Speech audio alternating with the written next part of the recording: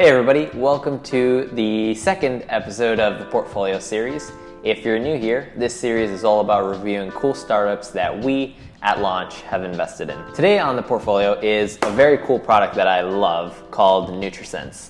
It's a continuous glucose monitor. Now what does that mean? Essentially it's a chip that plugs into your arm paired with an app on your phone. And this now allows you to analyze how your body reacts to things. So for example, the food that you eat, you'll be able to see where your glucose levels are at. You'll be able to see where they're at, while you exercise and how they are when you sleep. So you get really cool insights and you get to learn more about your body in general. So we found NutriSense through a program that we run at launch called Remote Demo Day. Something that we do once a month where we find 7 companies that are fundraising, and we get those companies to present to our syndicate. The syndicate is about 5,000 investors that invest alongside us. So they get to see these 7 companies present, and then we send a type form at the end of the presentation to gather the interest level from these investors.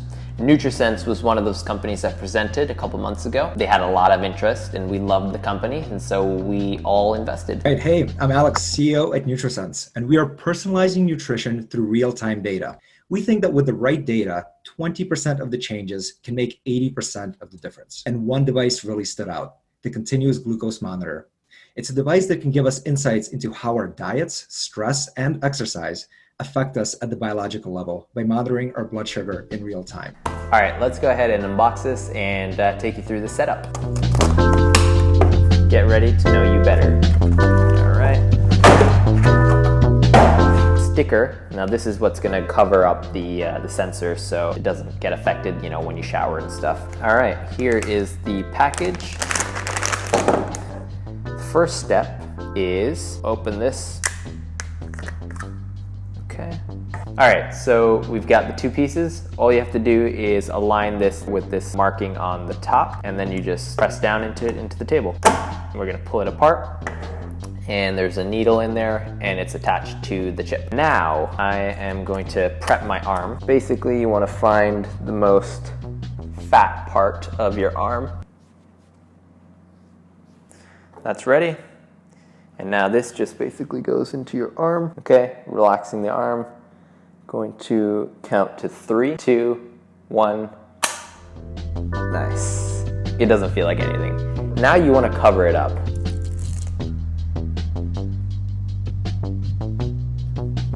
We are good to go. All secure.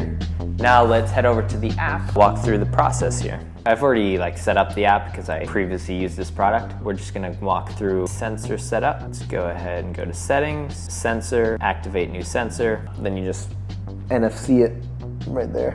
So here you see days till expiration. So it's 14 days and then you can get a new one depending on the plan that you select. I'm just on the 2-week trial right now.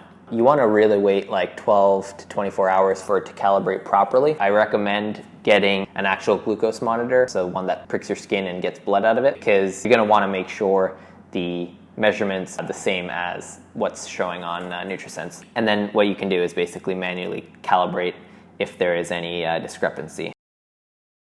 Okay, so we just scanned. We're sitting around 90 milligrams per deciliter, which is a normal range for being in a fasted state, around 14-15 hours of no food. So I'm gonna go for a 5-mile run and see how my glucose is impacted. It'll probably be 16 hours by the time I end the fast, and I'm gonna break it with the salad, which I'll show you. We'll see how my glucose is impacted after that.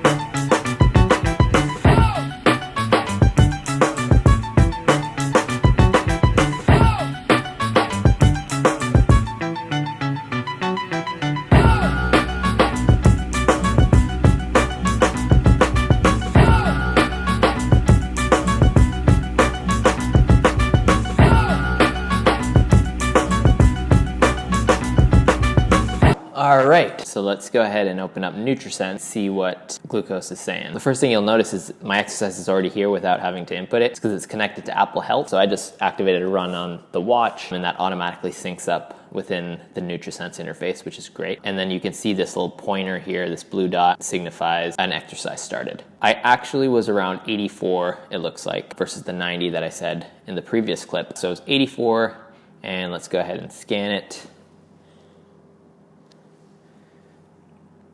All right, you can see the glucose shot up a bit, up to 94, and this is normal because of the workout and my body needing the extra source of energy. Then you can see now it's reducing as my body is recovering.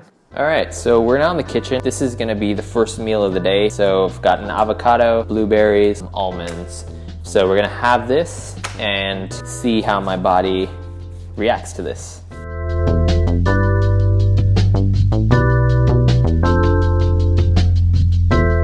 So I've got the meal here, and what we're gonna do is take a photo of this because we're then inputting this into the NutriSense app. It's been a couple hours since I had my first meal of the day. I went ahead and scanned my CGM in the app. So let's go ahead and see what we got. So here's my latest reading. I'm currently at 88. We're gonna go ahead and hit the plus button. Part of the tracking is you wanna showcase the food that you ate. So you'll see the trends over time and notice what changes in the chart, AKA what changes in your blood glucose related to the food that you eat. So I'm gonna go ahead and hit meal, and we're gonna add a photo of the meal, and then I'm gonna write in what I ate. Now really what this is for, I'll get into in a sec. 1 avocado.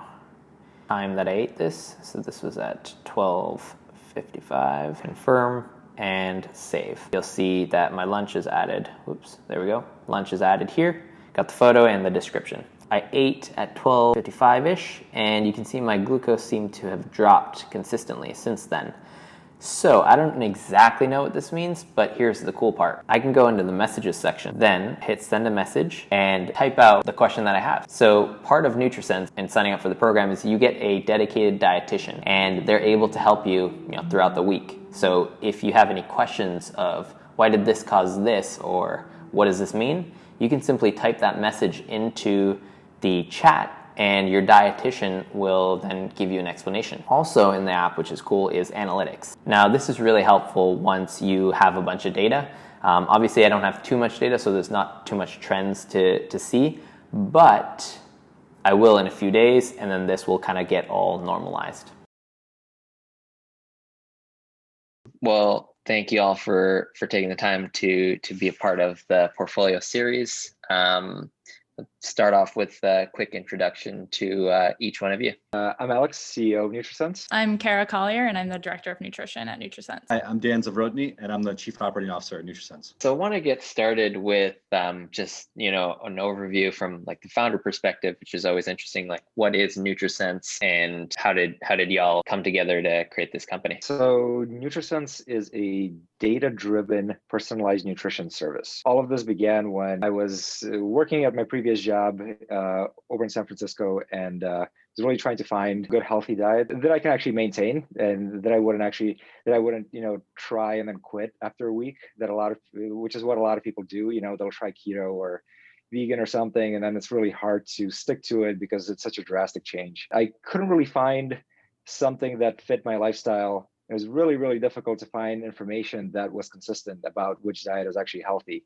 So I figured, being an engineer, we should collect some data and figure this out. Looked at the hardware space, and I got in touch with Dan, who was also working for a couple hospitals, so he was familiar with the space. And we started talking about, what sort of hardware can we use to make this sort of decision a little bit more objective for people, rather than just guessing and trying various things and quitting and not being accountable for what we do. Yeah, so when Alex reached out to me, I've already seen by working at some of the top hospitals that there was a rising cost for every patient throughout the US.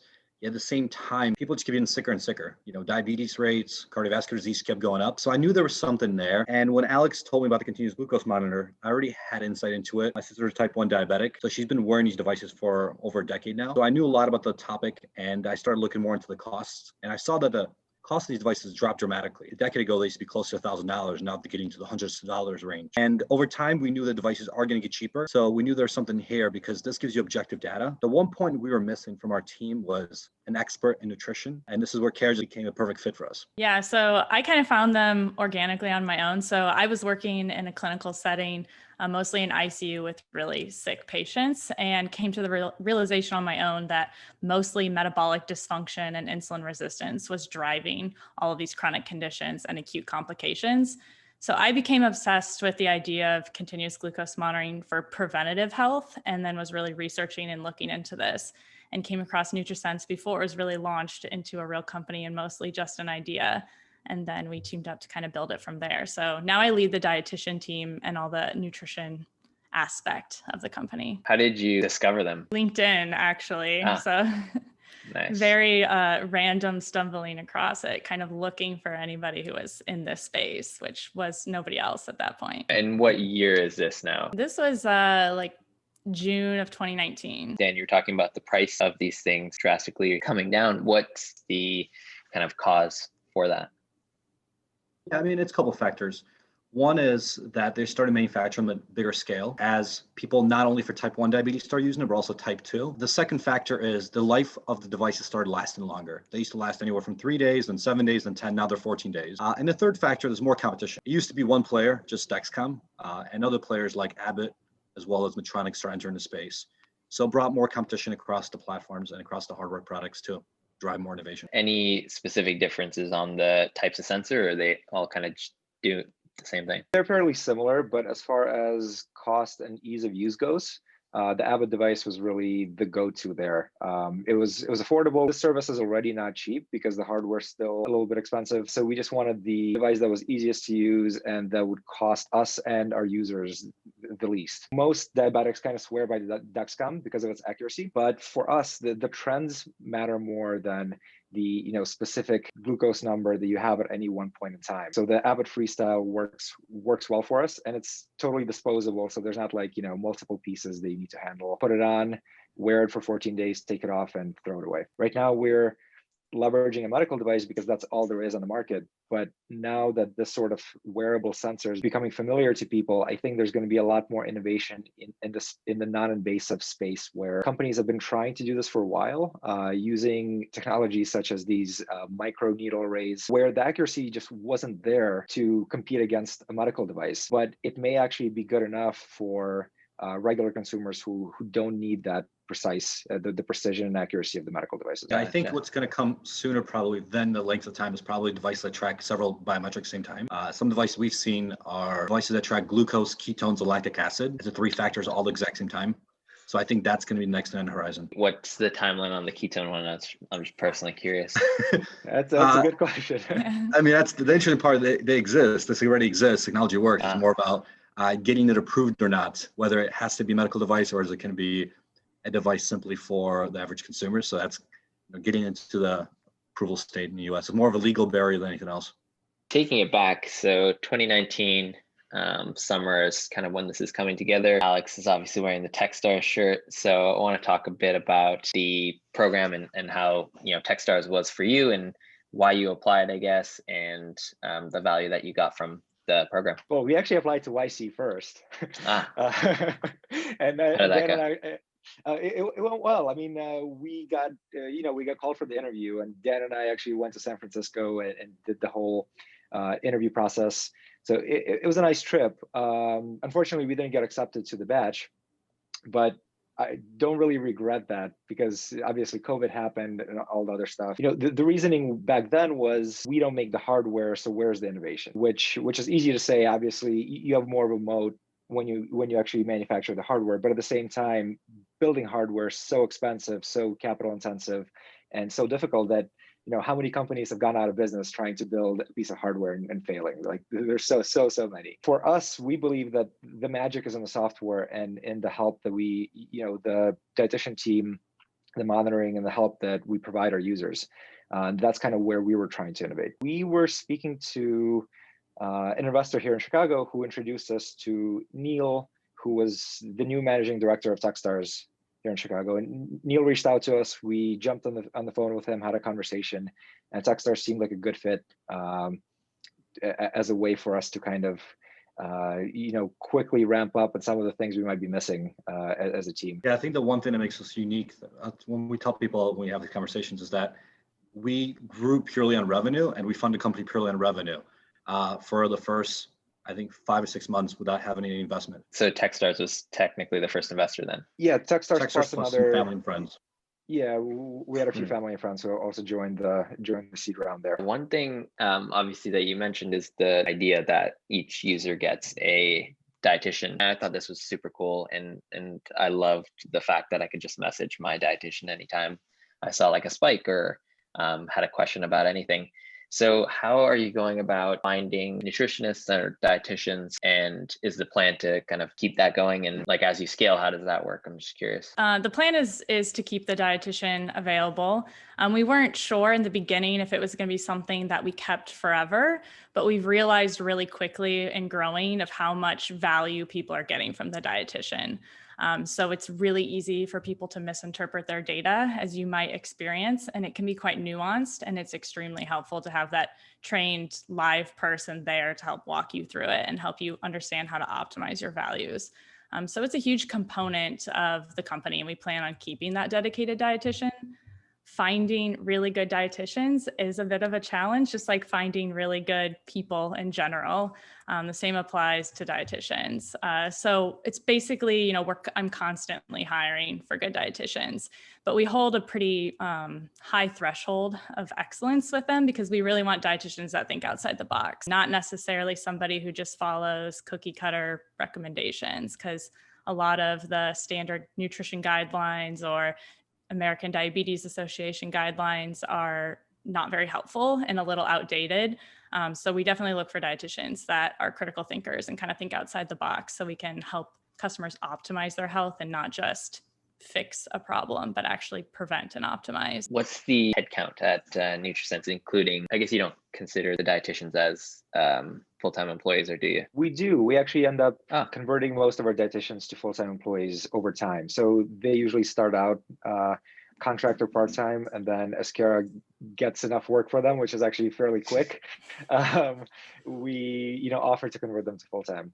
That way they get benefits, and then we also have a really, really smart team of dietitians, and we can leverage that knowledge to potentially work on other aspects of the company, like writing education, going on podcasts, etc. As far as the core team goes, there are 10 of us now, plus the dietitian team. I think this is going to be obviously a huge company, so it'd be cool to look back on what you're doing today versus what you're doing in the next 5 to 10 years.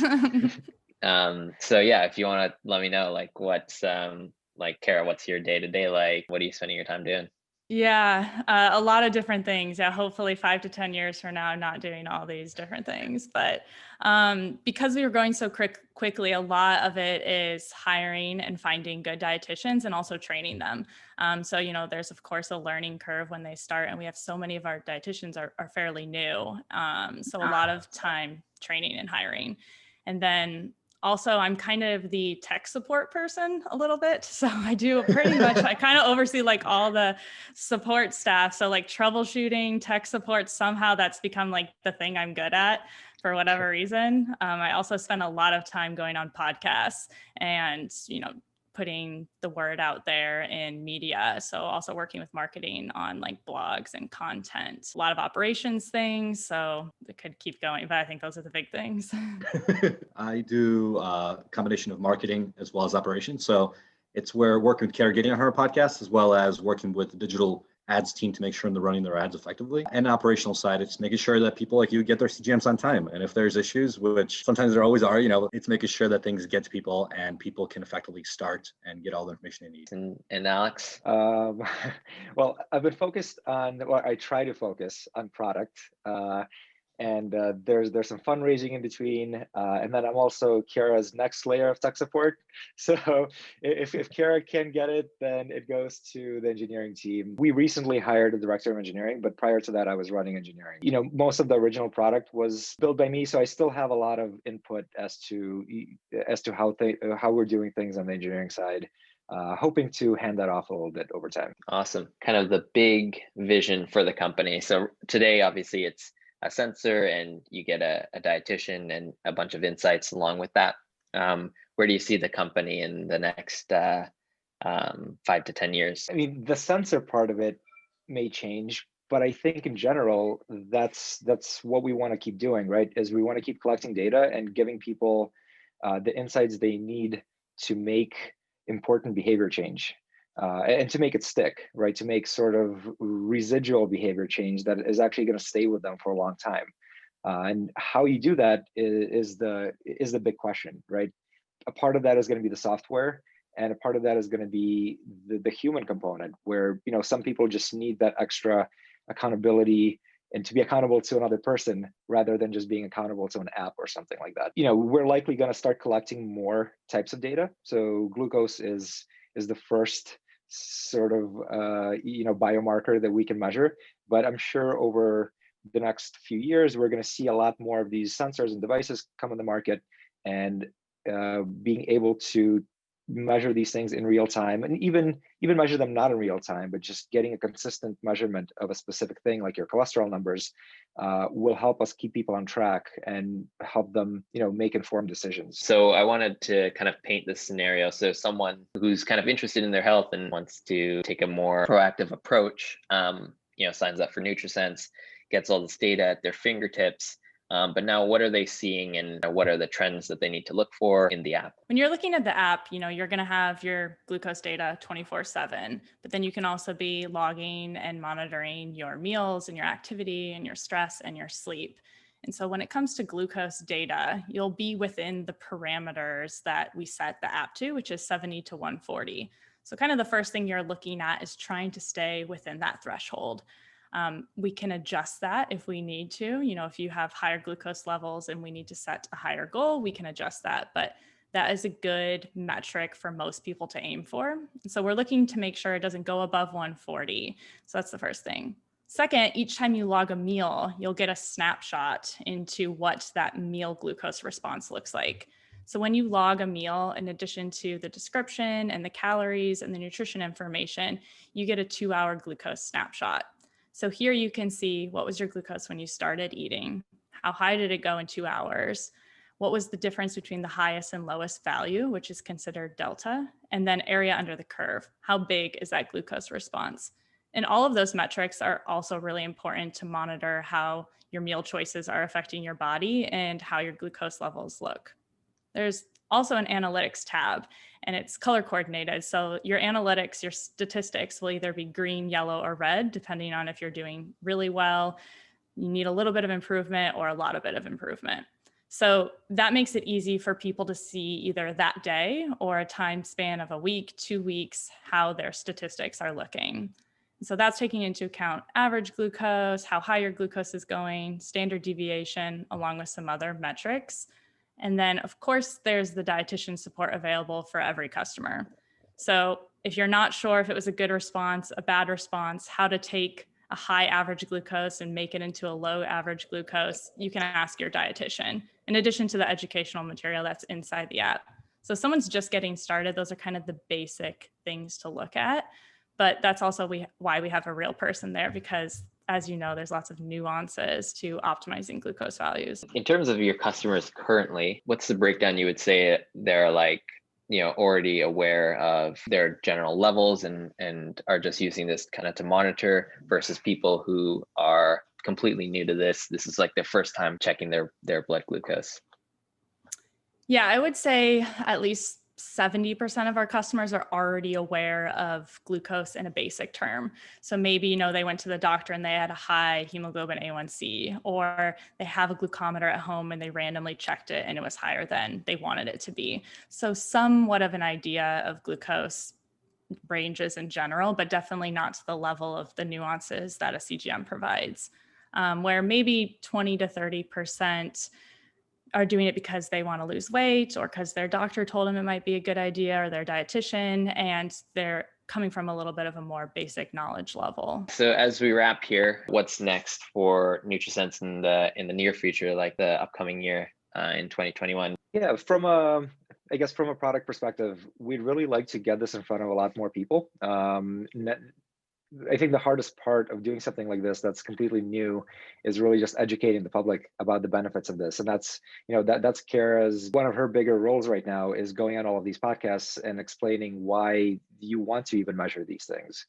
And another way that we're trying to accomplish this from a product perspective is we would like to release a free app, allowing people to do all of our sort of meal tracking and everything for free, and only only if they sign up for the sensors or the dietitian would they have to pay us. So kind of giving away the the food database and all the tracking and stuff that people usually pay a couple bucks a month for.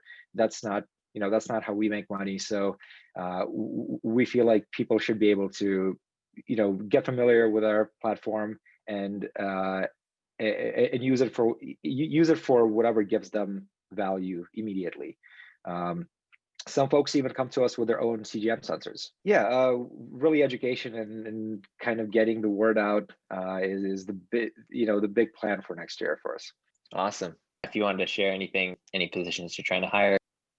Yeah, we're hiring for all positions. I think the biggest ones really is we're really looking for good paid media folks, as well as good user experience folks and engineers. I think those are the 3 main criteria.